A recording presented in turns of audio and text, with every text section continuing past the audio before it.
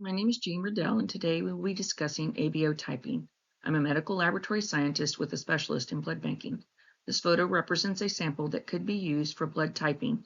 The EDTA is a common anticoagulant used in blood typing, usually in a pink top tube rather than lavender. The sample must be centrifuged and separated to perform testing. This is not a comprehensive lecture on the topic, just a quick introduction. Before blood typing was known, transfusions were performed on patients, and sometimes they worked, and sometimes it killed the patient. So in 1900, Carl Landsteiner performed experiments to determine why transfusing blood was not always safe. His team discovered the blood types by mixing blood samples together. The types A, B, and O were discovered the first year, and type AB was discovered later due to it being more uncommon.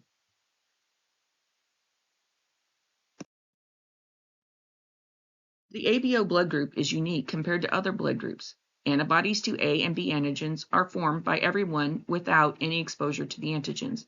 This is called naturally occurring. These antibodies are IgM and can react at room temperature with strong reactions that are visible without the aid of a microscope. This makes it easy to detect. If we separate the red blood cells from the plasma, we will be separating the antigens and the antibodies. People make antibodies when they lack the antigens. So if you have A, you make anti-B. If you have B, you make anti-A. If you have O, you make anti-A and anti-B.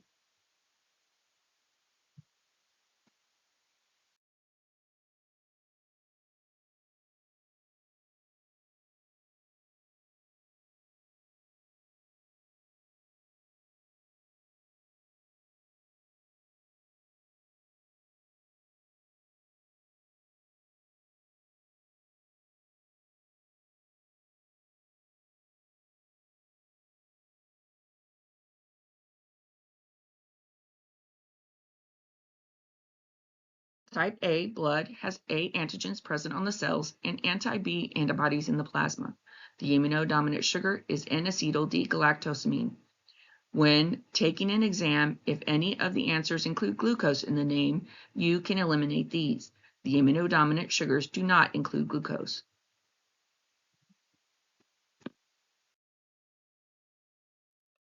Type B cells have B antigens and anti-A antibodies in the plasma. The immunodominant sugar for B antigen is D-galactose.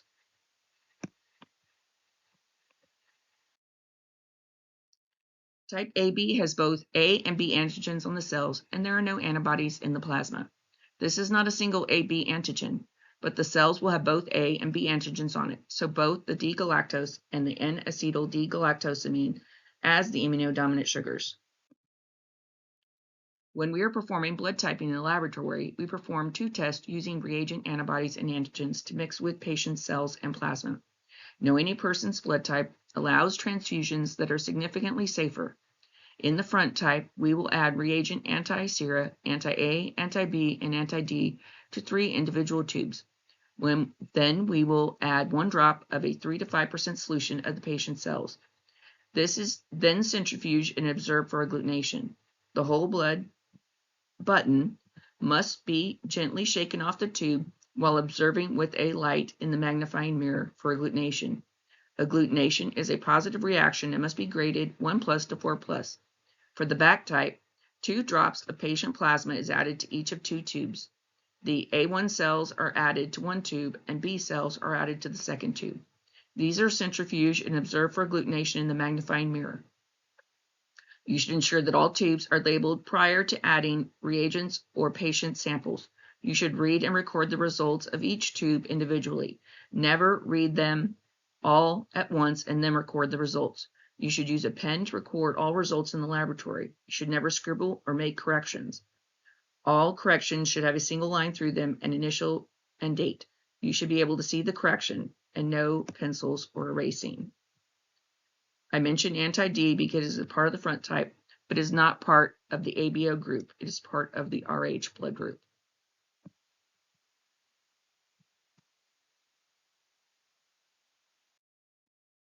To give you an idea of why this method of blood typing works, I want to show you what happens when we mix different blood types together.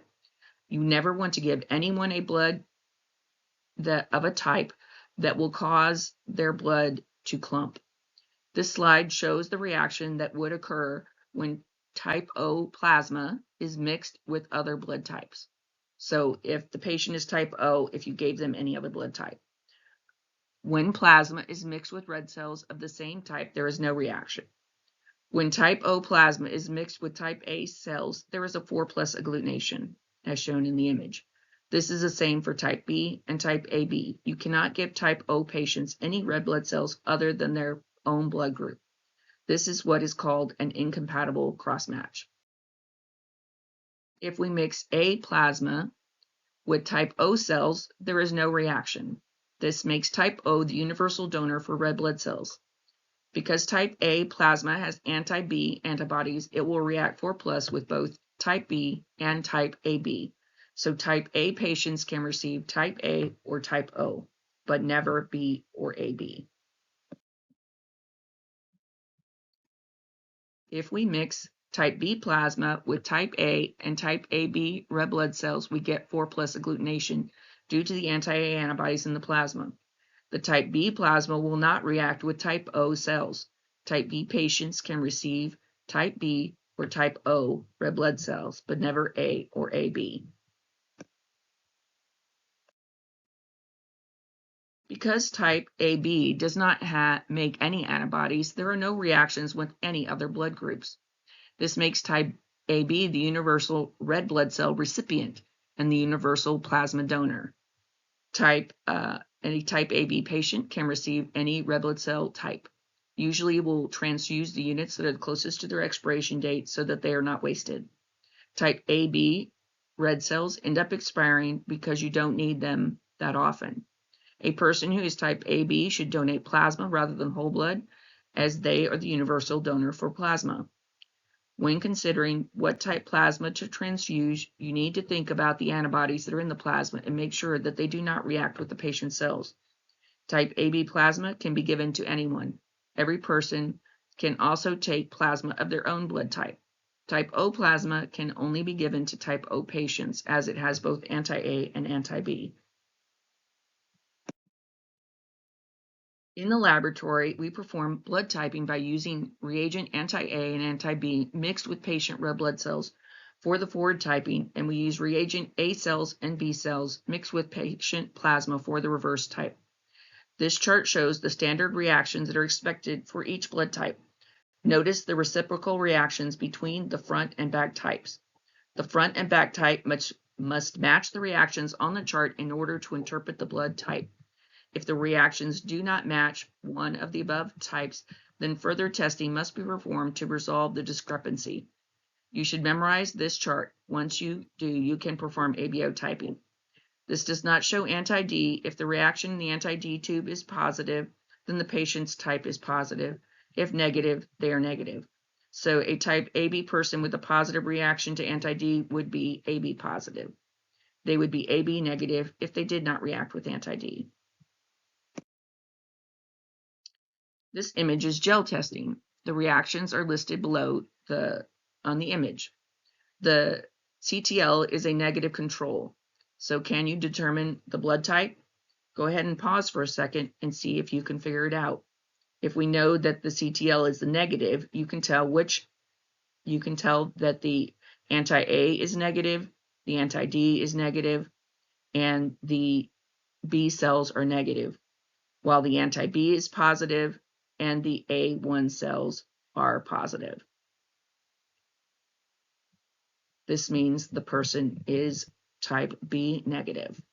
Thank you for listening. Please subscribe and share with other students. Thank you.